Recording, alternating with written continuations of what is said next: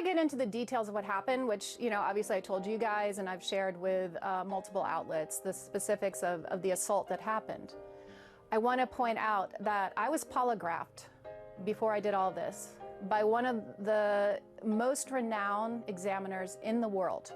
Michael Wolff has hundreds of hours of interviews with Jeffrey Epstein where Jeffrey confirmed to Michael what the two of them did to me long before I came out and told you all of this. So those are two critical data points that you need to have, and now I'll walk you through what happened. I was dating Jeffrey.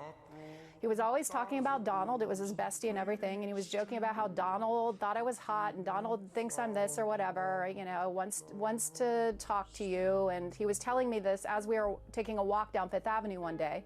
And he said, let's stop in and see him at his offices. So we went up to his office in Trump Tower, and within a couple of minutes, Donald was outside of his door, and his hands were all over me. They were on my breasts, they were on my butt, they were on, my hips, up and down, while the two of them just kept having a normal conversation.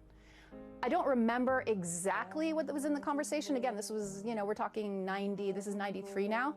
It was something about, it was irrelevant. It was like, oh, Stacey's career's on fire. She just did Sports Illustrated again, blah, blah, blah, blah, blah. And they were back and forth, smiling and grinning and carrying on a conversation while Donald ran his hands all over me. And, when that happens in broad daylight in someone's office and an assistant's walking back and forth, you're in shock. If it happens in a dark alleyway, right, you defend yourself. But when it's hidden in its brazenness like that, which is Donald Trump's forte,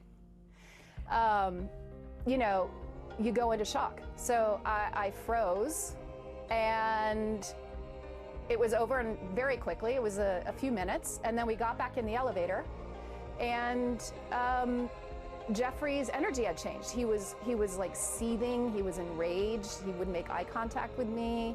And then we got out on the street on Fifth Avenue, and he looked at me and he just started yelling at me, saying, "Why did you let him do that?" And he was so enraged. And then I remember thinking, like, why did I? I felt like I was coming back into my body at that moment, and I was confused. So that's the story of the assault.